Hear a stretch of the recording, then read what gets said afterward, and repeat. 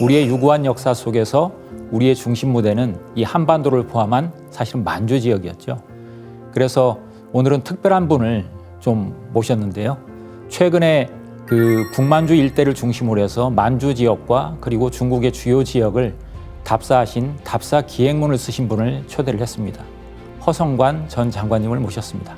장관님 반갑습니다. 예, 반갑습니다. 이렇게 초대를 해주셔서 고맙네요. 네, 감사합니다.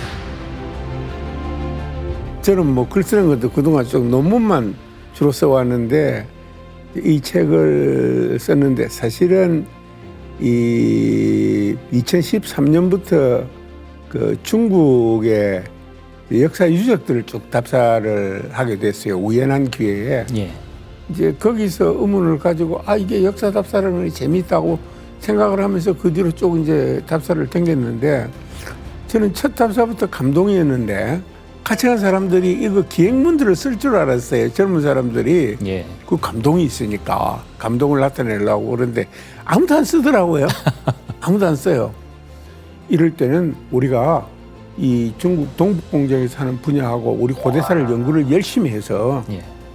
이것이 허구다 하는 것을 밝혀서 연구 보고서도 쓰고 논문도 쓰고 그것을 우리말로 중국말로 영어로 저명한 국제학술지에 내고 이래서 그 논리를 깨는 수밖에 없다. 예. 얼구나 강이라는 게 있어요. 얼구나 강. 그게 이제 소위 후른비엘 초원 어쩌면 끝인데 그 얼구나 강이 러시아하고 그 중국하고 국경입니다. 그런데 그 얼구나 강이 몽골 비사에 나온 에르군네 강입니다. 에르군네 강. 그러니까 그 근처에서 몽고족이 발행한 데죠. 예. 징기스칸의 선조가 그 근처에서부터 시작된 거죠. 그래서 그 역사적으로 굉장히 큰 의미가 있는 지역입니다. 그쪽이. 지금 말씀하시는 건 한 10년 전 일이잖아요. 그렇죠? 거기 2014년인가 5년인가 예. 14년이니까 그때 갔을 때 10년 전이니까 아마 지금쯤 중국 사람 예상외로 이런 글을 잘 봅니다. 아주 누군가가 다 보고 있어요.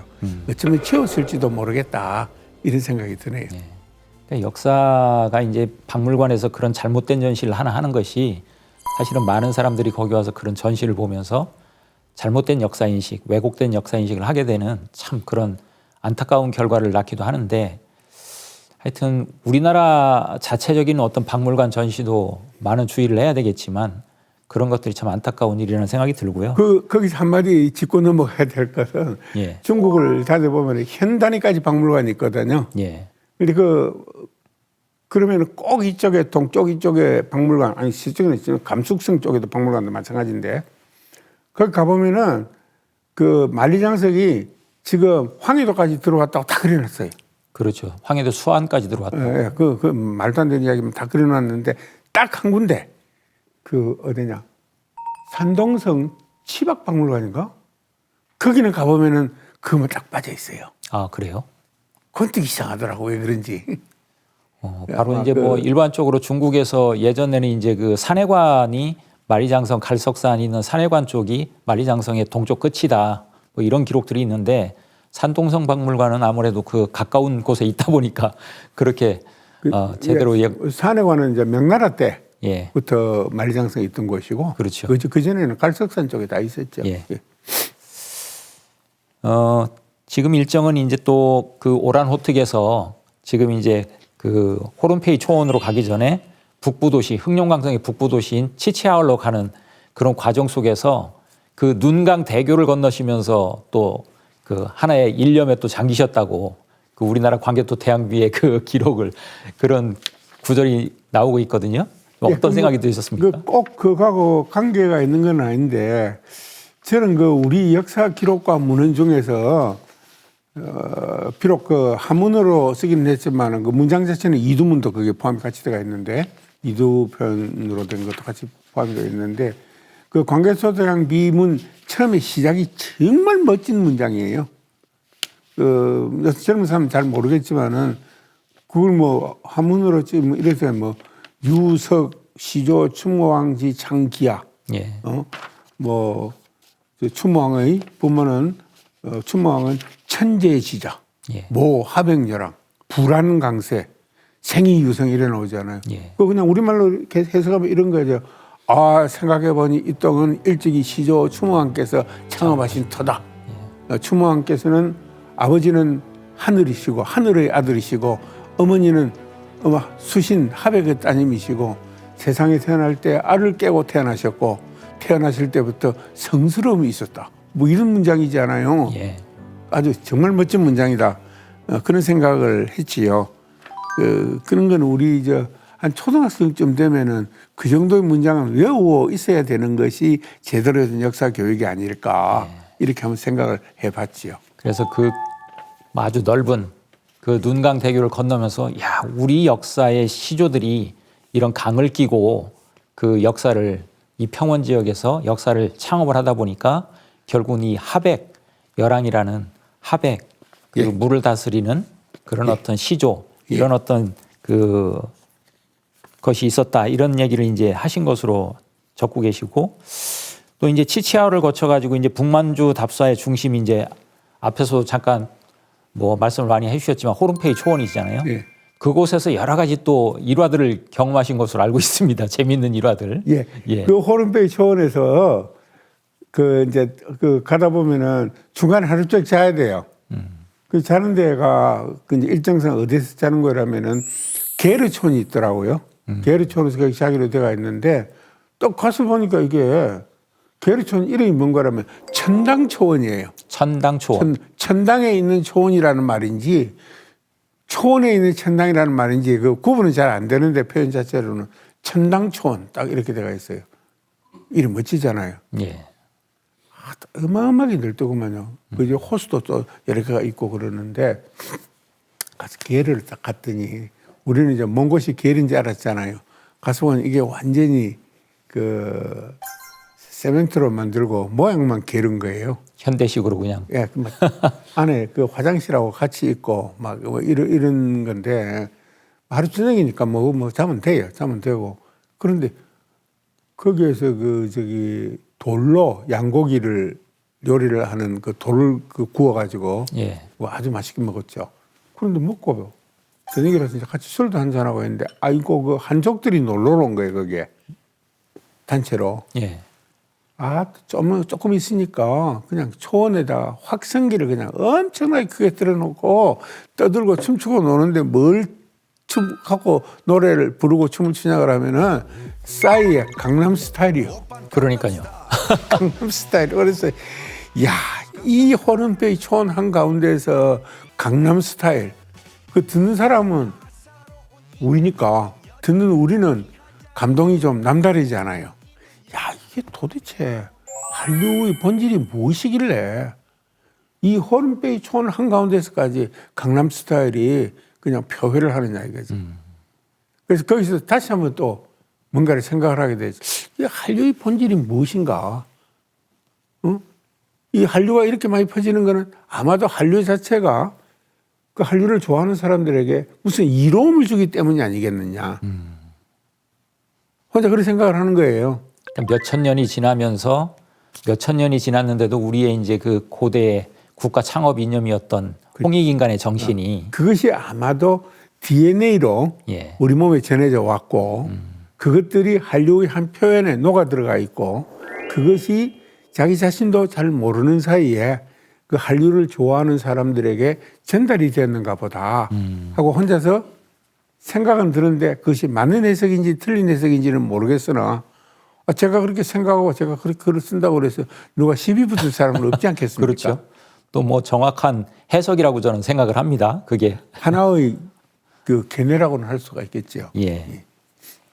이제 호른페이 초원에서 그 몇천 년의 이제 한류의 그 근원까지도 생각해 보시면서 그런 좋은 경험을 또 하셨는데 이제 거기에서 이제 마무리를 하고 지금 이제 하얼빈으로 돌아오는 과정 속에서 자거다치라는 중간 경유지를 거치시잖아요. 예. 그 자거다치도 또 우리 북방민족들하고 우리 역사와의 친연성을 알 수 있는 그런 유적지들이 좀 있죠.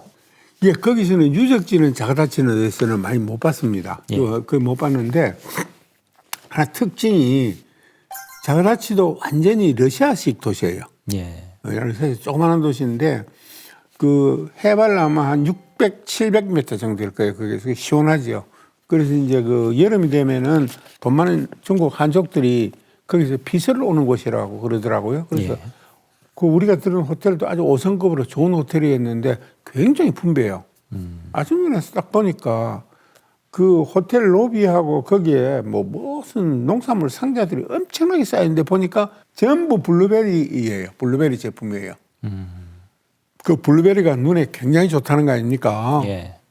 예? 그걸 가만 보고 생각하니까 뭐 했다는 거예요. 야, 우리 추모왕께서 화를 명궁인데, 예.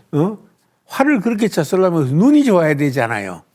왜 눈이 좋으셨을까라고 또 혼자 상상을 해보니까 아마도 이 할아버지께서 블루베리를 많이 사셔서 눈이 그래 좋으셨던 거 아닌가 뭐 이런 생각도 해보기도 했습니다. 예.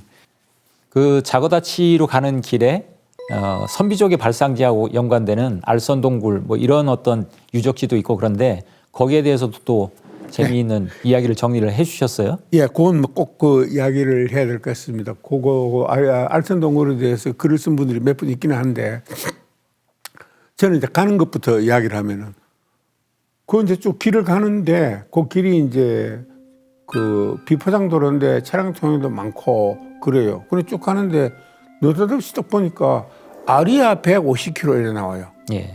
한문으로 하를 물숫자로 바꾸면 아리수잖아요. 예. 아리수는 또 한강을 아리수라 그랬잖아요. 그 이상하다. 무슨 북만주에 아리수가 있냐. 이렇게 생각을 하게 되는 거죠.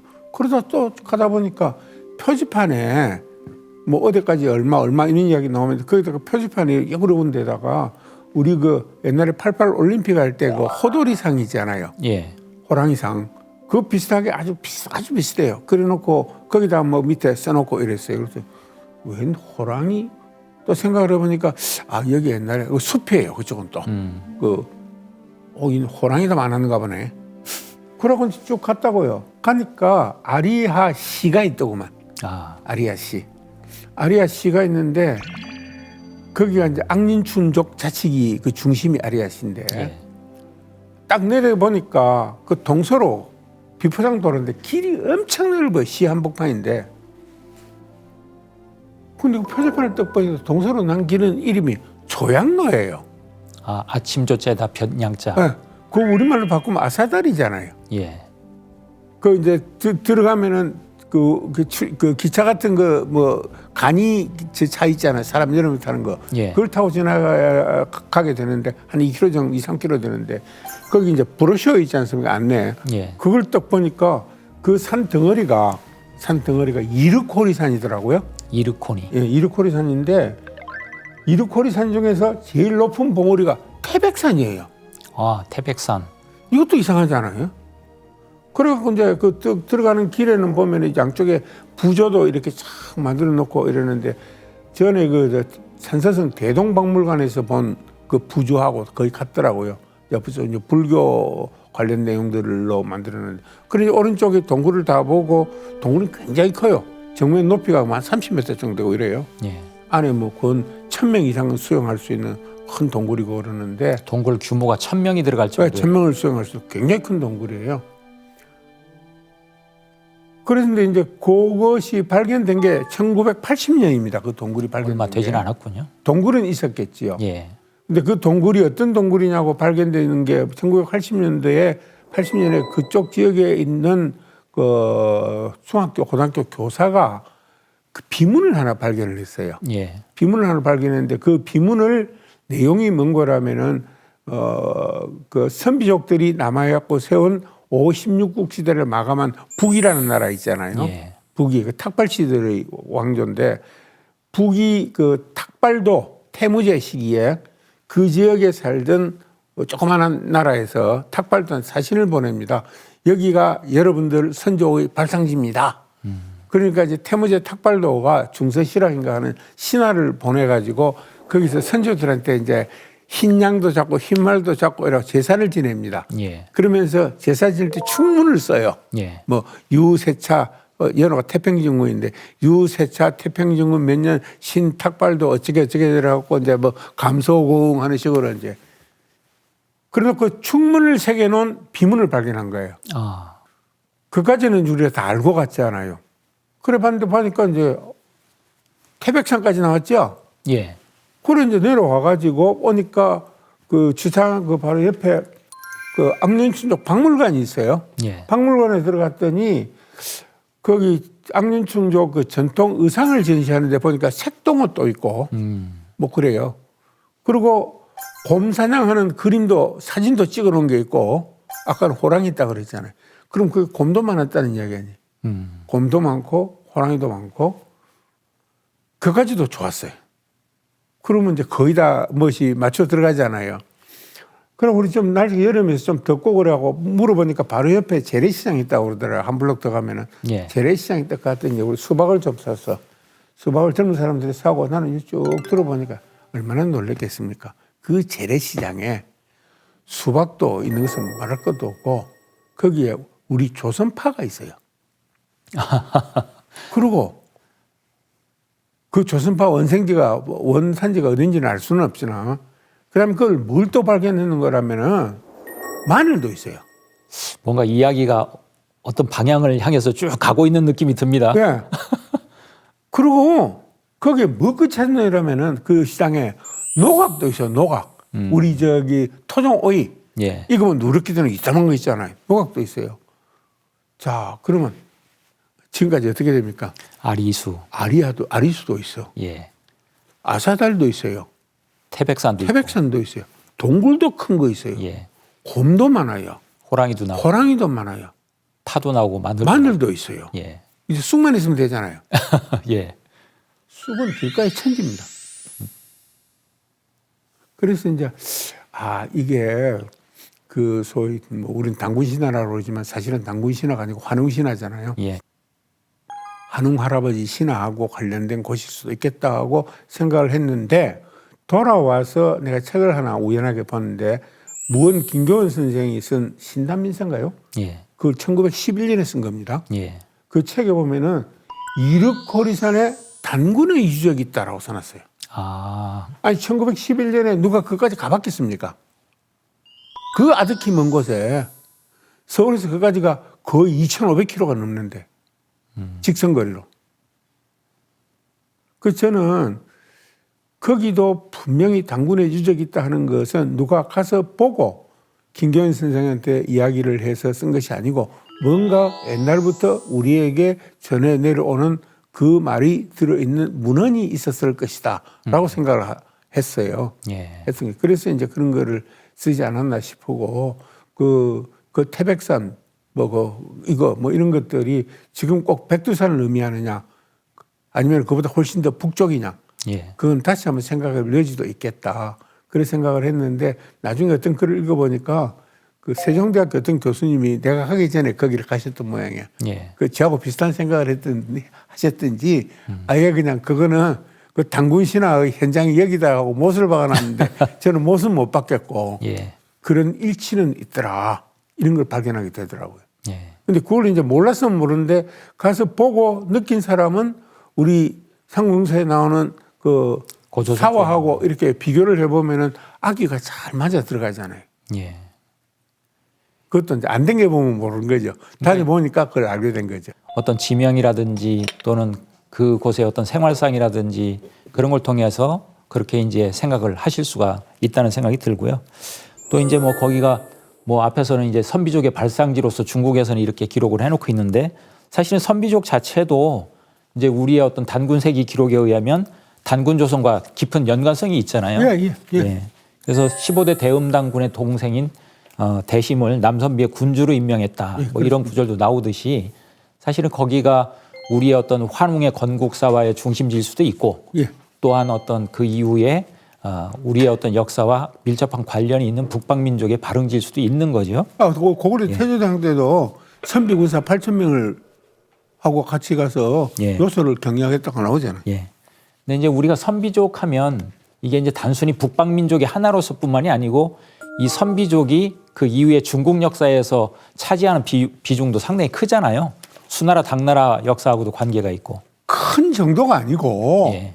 큰 정도가 아니고 오늘날 한족이 이처럼 발흥하게 된 기본적인 소양을 바탕을 제공해 준 것이 선비족들이에요. 예. 왜냐하면은 그 중국에서 호한융합이라고 그럽니다. 오랑캐와 한족들이 융합을 해서 새로운 도약의 경위를 만들었다. 그 시기가 바로 선비족들이 지배하고 있던 시기였다. 예. 라고 특히 이제 북이 시기를 그렇게 표현을 하죠. 그리고 이제 북이 시기에 만들었던 뭐 율령제, 모병제, 공무원에 대한 봉급제 이런 것들이 그 후대 황제에 그대로 다 계승이 되잖아요. 특히 세금제도 같은 경우에 조용조가 또 이루어지는 기본 세금, 세제도 선비족 때 북위에서 만든 거잖아요. 예. 그리고 이제 아시다시피 그 수나라를 건국한 양견 100% 선비족이잖아요. 그렇죠. 그 나중에 이제 선비족들이 완전히 한화되면서 성도 한족식으로 바꾸잖아요. 원래 선비족 그 황실성이 탁발시인데 탁발시도 어떠하죠 원시로 바꾸잖아요. 원시로 바꾸고 대부분 다 바꿔요. 수문제의 경우도 양씨지만은 그 양씨가 원래 그 선비족 성씨로는 바꾸기 전에는 보륙씨입니다. 그 양견의 원래 이름이 보륙여견이거든요. 그리고 이제 수나라는 마찬가지고 이제 수나라에 이어서 당나라를 건국했던 이씨들이 있잖아요. 이연, 이세민 그 이씨들도 완전 선비족입니다. 그 이씨지만은 바꾸기 전 성은 대야씨입니다. 큰 대자에다 들야자를 써서. 그래서 이제 그 당나라를 건국을 한 것도 완전 선비족들인데 소위 이제 그 시기를 중국 역사에서는 그 집단을 그 지배 집단을 관룡 집단이라고 그러죠. 관중과 농서 출신이라고 그러는데 제가 생각할 때는 그 이름은 뭐 조금 뭔가 그거 하기 위해서 관룡 이런 식으로 붙인 거지만은 선비 집단이라고 하는 것이 중요합니다. 아시다시피 그 북위는 나중에 이제 그 동이 서위로 나눠지잖아요. 그래서 동쪽에 있던 동이가 다시 북제가 되고 서위가 북주가 되잖아요. 북주에서 이제 양견이 나와서 통일을 해서 이제 수나라가 되고 그러죠. 근데 그 집단들이 전부 다 그 당나라 수나라의 지배 집단이었고 제도도 벌써 북위 때 만들어놨던 그 제도들 그것들 그대로 그대로 다 받아들여서 했던 거고 이러기 때문에 중국 역사에서 가장 휘황찬란한 왕조라고 했던 당나라가 바로 선비족이 세워갖고 선비족이 경영한 나라예요. 예. 여러분 혹시 그 기억나실지 모르지만 옛날에 무측전 측천무 그 관련된 영어 하면서 당나라 고종이 그 무측전 그 젊을 때 그 아버지 후궁이잖아요. 무측전이. 예. 자기가 이제 같이 결혼하면서 그 뭐라고 그래요. 중국 유학자들 입장에서 보면 이건 말이 안 되는 이야기잖아요. 아버지의 후궁을 아들이 데리고 살면 안 되잖아요. 그런데 거기 이런 이야기가 나옵니다. 우리는 선비족이라서 친어머니가 아니고 아버지 후궁을 아들이 데리고 사는 것은 자연스러운 거다고 나오잖아요. 그런 식까지의 이야기가 나올 정도의 선비족이라는 거죠. 예. 그러니까 우리가 이제 중국 역사를 자세히 들여다보면 실질적으로 그 무대 공간도 그렇고 역사의 이제 주류를 이루어왔던 분들도 사실은 이제 우리의 어떤 그 역사와 밀접한 관련이 있는 북방족의 역사 이것을 이제 빼놓고는 설명할 수가 없는 거죠. 그걸 한 가지 더 부연을 하면은 그 답사를 땡기면서 선비족 역사 유적을 많이 봤는데 여기는 그 책에는 안 써져 있는데 일부만 써져 있는데 그 이런 이야기가 있어요. 그 중국 사서들을 보면은 특히 북이 탁발시 조정에서 그 한족 신하들이 많이 있잖아요. 이런 대표적으로 최호 같은 사람인데 예. 최호가 황제하고 이야기할 때는 반드시 통역이 있어요. 통역이 있는데 나중에 그 북이 효문제 시기가 되면은 효문제 그 둘째 왕비가 고구려 고씨입니다. 문소왕후인데 그 문소왕후의 아들이 효문제 다음에 선무제가 되죠. 선무제가 그 황제가 되고 난 다음에 왕권이 좀 약하니까 고구려에서 외삼촌들을 불러드립니다. 예. 근데 외삼촌들이 와가지고 고구려 조정을, 북위 조정을 장악을 해요. 그런데 그 외삼촌들하고 선무제하고 이야기할 때는 통역이 없어요. 이건 제가 발견한 겁니다. 예. 통역이 없는데 그게 이상하다. 왜 꼭 한족하고 이야기할 때는 통역이 있다고 그러는데 고구려 출신들하고 이야기할 때는 통역이 없을까? 그러면서 또 중국 그 위서에는 또 뭐라고 써놨냐면은 고시들 이야기를 하면은 원래 발해 수인이다. 그런데 무슨 선조 때 들어와갖고 어쩌고저쩌고 해갖고 한족이다. 이렇게 꼭 써놔요. 안 써도 될 일을.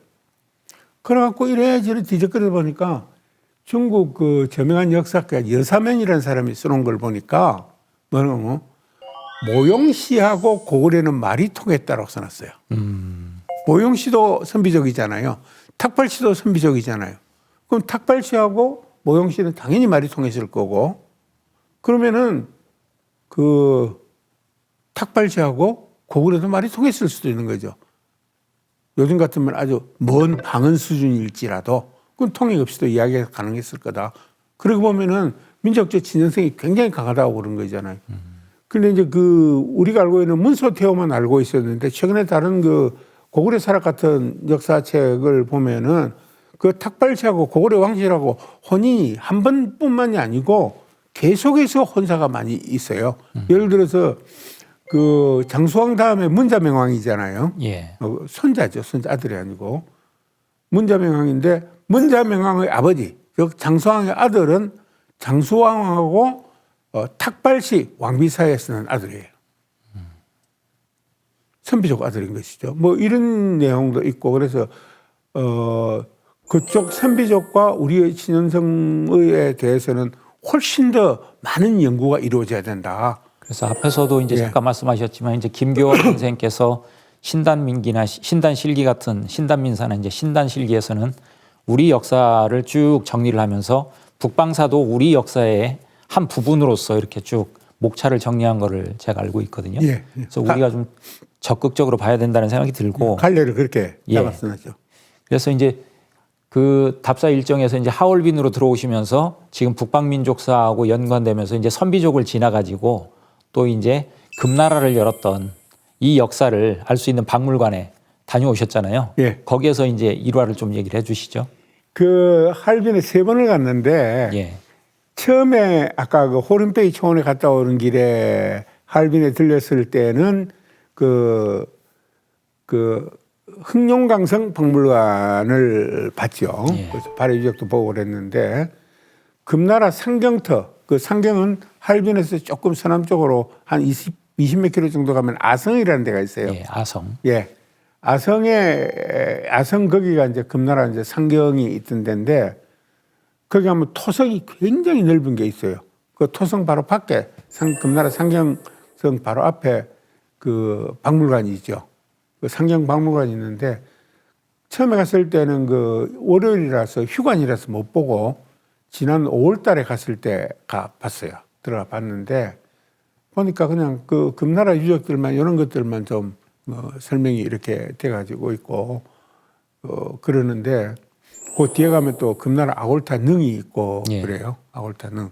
그 방금 말씀하신 거는 이제 금나라 그 황실성하고 우리하고 이제 친연성 이 말씀인데 그거는 금나라 중국 25사 중에 정상인 금사나 예. 우리나라 고려사나 또 우리나라 동국 예지성남이나 또 우리나라에 나와 있는 것 중에는 그 부안김씨 족보 거기에 다 나와 있어요. 예. 예.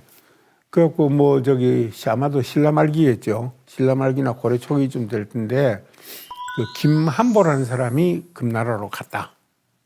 금나라로 갔다.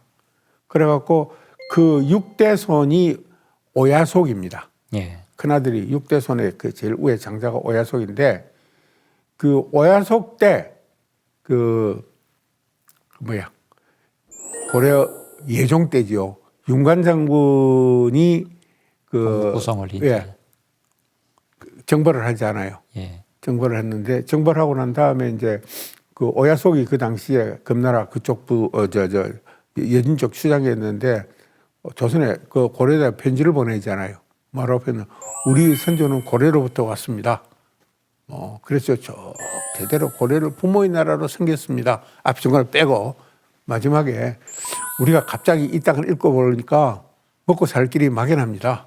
아주 쉽게 의역을 하면은 그러고는 끝에 뭐라고 써놓냐면은 이 성을 돌려주시면은 이 지역을 돌려주시면은 앞으로 고려 쪽으로는 기와장 한 장 던지지 않겠습니다. 예. 이런 걸 보러 쓰잖아요. 예. 그래서 돌려줘요. 2년 후에. 예. 돌려주는데 돌려주고 2년 후에 조금 이따 이제 오야속이 죽고 그 동생이 즉위하는데 동생이 아골타예요. 예. 돌려준 그로부터 8년 후에 금나라를 건국을 해서 제국을 만들어 버립니다. 그렇죠. 제국을. 그런데 이제 그 김한보라는 분이 분명히 고려에서 간 거는 틀림없거든요. 예. 그래서 이제 그걸 다 뭐라고 그런 거라면은 그 신라 왕성인 김씨 후손 중에 한 분이라고 보죠. 김씨 후손 중에 한 분이라고 보는데 경주 김씨인 거죠. 근데 아주 재미나는 거는 금나라가 이제 중원에서 제국을 건설해 놓고 이제 송나라를 정벌하러 내려가면서 내려가는 장군이 둘이에요. 그 중에 한 명이 자기 그 군기에다가 군기 그 깃발에다가 김올출이라고 써갑니다. 난 경주 김씨요 하는 거예요. 그래서 이제 그 사실은 중국 북방 민족들 중에서 중원에 제국을 건설해 놓고 이쪽 우리하고 전쟁이 없었던 유일한 민족이 금나라입니다. 나라가. 그러니까 지금 보면 앞에서 이제 김교원 선생도 얘기를 했지만 대일항쟁기 때 이제 배감 박은식 선생도 한국 통사에 보면 몽배 금태조라고 해서 꿈에 이제 금태조를 아련했다는 이런 고철하다. 예, 뭐 이런 얘기가 있잖아요. 그만큼 대일항쟁기 시절에 있었던 모든 분들의 이 역사 인식이 북방민족사는 우리 역사의 한 부분으로 당연히 인식을 했던 것 같아요. 그렇죠. 일단 형제민족이라고 본 거죠, 전부 다. 형제민족이라고 보고 그 상경박물관 뒤에 아골타 능이 있습니다. 예. 그러고 상경박물관 앞에 아골타하고 그다음에 그 성이 완안시들이잖아요. 예. 완안 아골타 한자말로는 그다음 그 옆에 완안 종안 그 서장자인데 두 기마상이 있는데 아주 멋집니다. 아주 멋져요. 그 뒤에 능이 있는데 우리가 그 능에 가서 제가 술도 한 잔 따르고 그랬는데 그 감동이 새롭죠. 그러면서 그 배감 박은식 선생이 장문에 그린 그 몽배 금태조 거기도 보면은 꿈에 이제 자문자답하는 형식으로 써놓은 글이 몽배 금태조거든요. 몽배 금태조인데 꼭 한번 읽어볼 만한 글입니다. 예. 그 나라가 왜 망했느냐. 4대 모화 사상 때문에 망했다고 결론을 내린 거죠. 결론을 내린 건데 우리가 또 하나 알아야 할 것은 사실은 강화도 만이산 첨성단 옆에 그 사당 있잖아요. 예. 그 안에 가면 우리 민족의 그 뛰어난 조상들 거기에 아골타 상도 있습니다. 예. 알고 계시죠? 예. 그거 아는 사람 거의 없거든요. 그러니까 이제 그 일제강점기까지만 해도 우리 역사에 대륙성이 살아 있었던 거죠. 예. 살아 있어 가지고 북방민족 중에 성리학이 들어가 나온 이후에 북방민족들을 이런 오랑캐로 멸시한 그런 거 이제 주류가 있었고 이제 노론 사대 모가사관을 따른 사람들의 주류가 있었고 성리학 그 사관을 따른 사람. 예. 그렇지 않은 민족주의 사관에서는 이제 북방민족들을 전부 우리 형제민족으로 본 것이죠. 아시다시피 무원 김교원 선생의 그 하신 말씀 중에 이런 게 있잖아요. 1910년에 우리가 일제 강제 병탄이 되고 그다음에 중국이 신의 혁명으로 청나라가 망하잖아요. 예. 1년 사이에 11년에. 그럼 무원 김교원 선생이 뭐라고 그럽니까? 우리 역사에서 남국과 북국이 동시에 망한 거는 이게 처음이다. 동시에 망한 거. 1년 차이지만 동시로 보고. 그 어른들 같은 경우에는 북방민족을 우리 역사의 한 부분으로 확실히 인식하고 있었다고 볼 수가 있는 거예요. 예. 불과 100년 전만 하더라도 이제 그런 아주 진취적인 역사 인식을 가지고 있었는데 참 지금은 너무나 우리 역사에 대한 인식이 퇴보가 돼가지고 안타까운 마음이 들고요. 지금 이제 그 하얼빈에서 이제 그 아성의 그 금나라의 어떤 그 박물관 그 상경 박물관을 보셨는데 하얼빈에는 또 흑룡강성 박물관에서 우리 고대 발해 유적들을 또 보시면서 또 안타까운 마음이 드셨잖아요. 거기서. 근데 그게 확실히 운이 있어야 되는데 그 2014년에 그 처음에 하얼빈 흑룡강성 박물관에 갔을 때는 2층을 통째로 있잖아요. 예. 통째로 완전히 발해 유물만 갖다 전시해 놓은 거예요. 예. 그런 일 없어요. 중국에. 그런데 이제 저는 뭐 그 유물에 대한 안목이 부족하니까 멋지다 이런 정도인데 그때 같이 갔던 지금 고인이 됐는데 우리나라 역사 사진을 가장 많이 찍어서 소장하고 있는 권태균 교수라고 있어요. 예. 이분이 그 사진을 거의 다 찍었어요. 예. 세상에 이래 귀한 것을 한 자리에 모아놓은 일이 어디에 있느냐고 찍었고, 그래서 이제 그 감동해야지 남달랐고요. 그래서 아마 지금은 권태균 선생 쪽 이야기하면은 그 발의 유물 중요한 것은 대부분 다 사진으로 구할 수 있을 거다라는 생각이 들고, 그때 흥룡왕성박물관에 갔을 때 또 한쪽에서는 뭐가 있었냐면은 혁명 열사를 모아가지고 전시를 하고 있었어요. 예.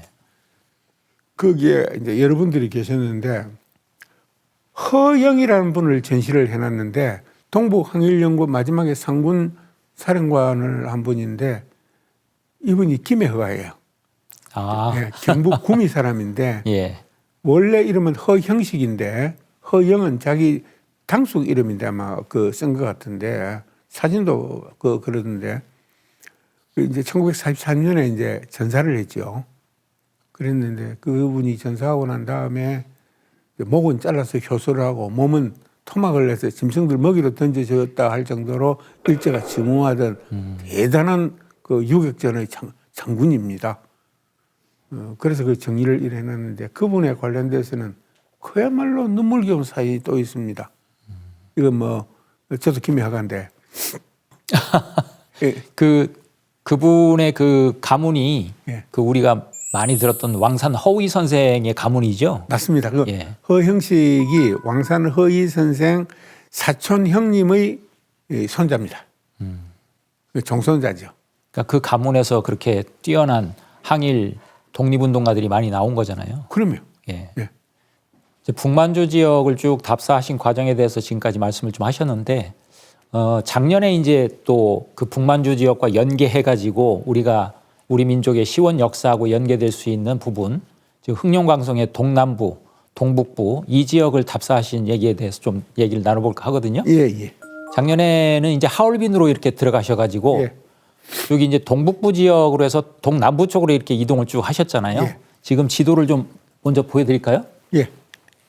이 부분이죠. 예, 예. 예. 그래서 하얼빈에서 출발해서 연길시로 나오는 이 과정에 대해서 좀 얘기를 살펴볼까 하는데 먼저 들르신 곳이 의란현이죠? 예. 예. 거기에 대해서 좀 얘기를 해주시죠. 예, 하얼빈에서 이제 그 아성 거쳐서 그다음에 을안으로 갔는데 예. 그 을안이 굉장히 재밌는 데예요. 예. 재밌는. 예를 들어서 그 청나라 그 황실 시조 예. 아이신자로 누르하치 그 선조 동맹가 천모가인가? 예. 동맹과 천모가. 이제 이 양반이 또 이제 태어나는 전설이 있잖아요. 그게 이제 청나라 황실 그 탄생 설화인데 뭐 예를 들어서 이제 그 뭐 백두산 그 연못에 근처에 어떤 나무꾼이 살고 있었는데 예. 하늘에서 새 선녀가 내려와서 모욕을 하고 있었다. 그런데 그 중에 그 마지막 선녀가 막내 선녀가 하늘에 날아가는 까만 새가 떨어뜨린 빨간 과일을 먹고 임신을 해서 몸이 무거워서 하늘로 못 올라갔다. 예. 그래갖고 낳은 아이가 이제 동맹가 천모가다. 그 사람이 이제 그 애신강라시의 시조다. 그런데 그 애신강라시의 시조가 이제 어디로 갔느냐? 을안으로 갔다는 이야기입니다. 여러 가지로 보면은 을안이라는 뜻이 삼성이라는 뜻이거든. 삼이라는 뜻이거든요. 아. 그래서 그 삼성을 다스리게 되었다 하는 이야기인데 거기가 이제 삼성인데 나중에 이제 동맹가 천모가가 남쪽으로 이동을 해요. 이동을 해갖고 그 후손들이 이제 누가 어떻게 되는 거라면은 태조 이성계의 부하가 됩니다. 예. 그 이야기는 조금 이따 하기로 하고.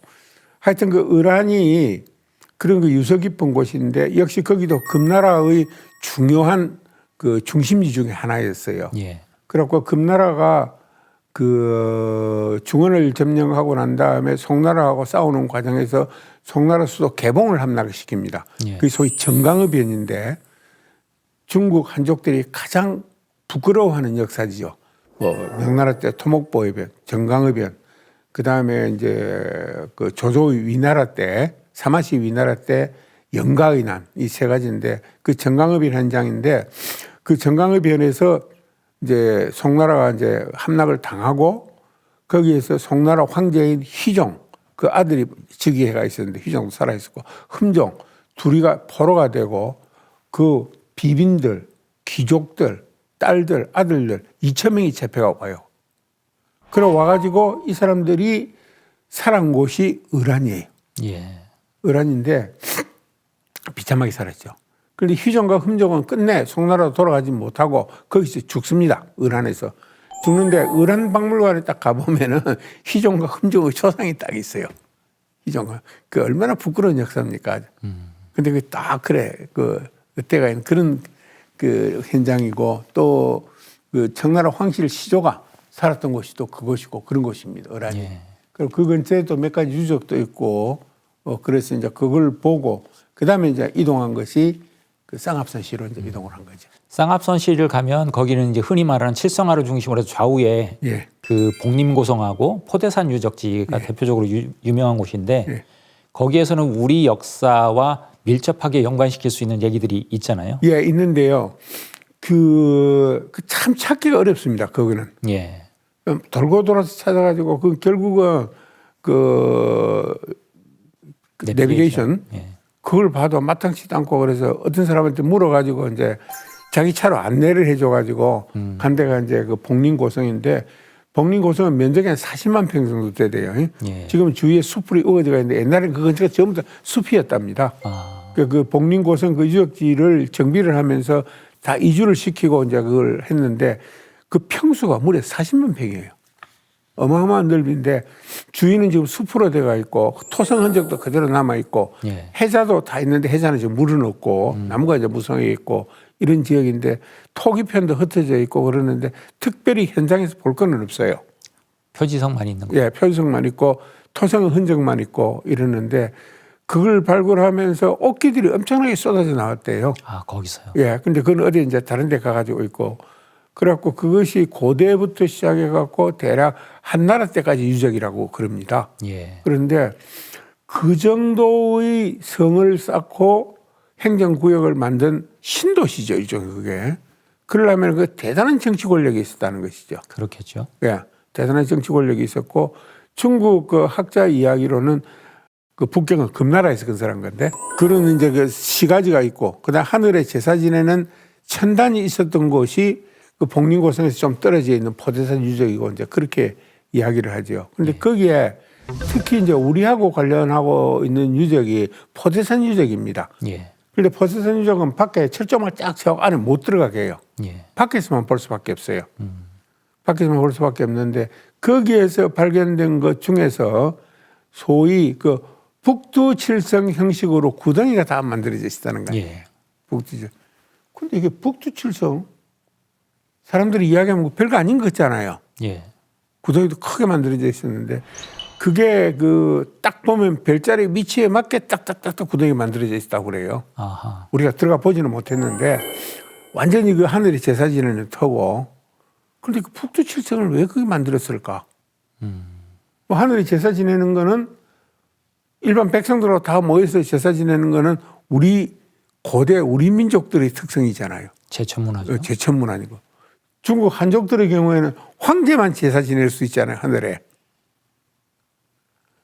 그런데 그 북두칠성이 왜 중요하냐 그러면은 우리 보통 이제 한국 선도에서 이야기를 할 때가 있잖아요. 예. 성통하고 공안하고 뭐 어려운 이야기지만은 그 다음 단계가 뭡니까? 조천이잖아요, 조천. 그러니까 그 일종의 인식론인데 하늘의 길을 밝은 길을 받고 태어난 사람이 결국은 이제 그 길을 충만하게 보충해 가면서 한 세상을 살고 다른 사람을 같이 이렇게 하다 살다가 이제 죽게 되면은 자기가 받아서 태어날 때 가지고 왔던 그 기가 이제 몸에서 분리돼 갖고 그거는 다시 원래 있던 하늘로 돌아간다. 네가 하늘이 어디냐? 그것이 바로 북두칠성이라는 이야기 아닙니까? 예.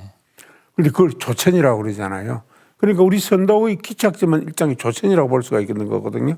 그런 면에서 보면은 그 북두칠성을 만들어서 그렇게 제사를 지냈다 하는 것은 이것은 우리 선도 사상의 바탕에서 그 세상을 살던 사람들의 유적이다라고 볼 수밖에 없는 것이죠. 그러면은 이제 우리 역사, 우리 태호사하고는 아주 밀접한 관련이 있는 장소다. 이렇게 이야기할 수 있는 것이죠. 우리 고대 문화의 원형을 이제 예. 선도라고도 표현하시고 또는 신교라고도 표현하고 다양하게 표현하고 있는데 예. 지금 그런 쪽으로 이제 해석을 하시는 거군요. 예, 그 시원의 한 장소라고 볼 수가 있는 것이죠. 예. 그러면은 그런데 거기에서 나왔던 여러 가지 유적들, 옥기들 이런 것들이 조금 이따 우리가 이야기하게 되겠지만 소남산 유적에서 나온 그거하고 다 연결이 되어 있다는 거예요. 아하. 연결이. 예. 그렇게 보면은 야 이게 뭔가 연구해볼 만한 깊은 연구를 해볼 만한 가치가 있는 지역이다. 이렇게 생각을 할 수가 있는 것이죠. 그러니까 이제 그쪽 그 포대산 유적에서 쌍합산시에 있는 포대산 유적에서 우리 문화의 원형을 이제 보신 거군요. 예, 우리 사상의 원형을 본 거죠. 그 사상의 원형의 존재를 확인을 한 거죠.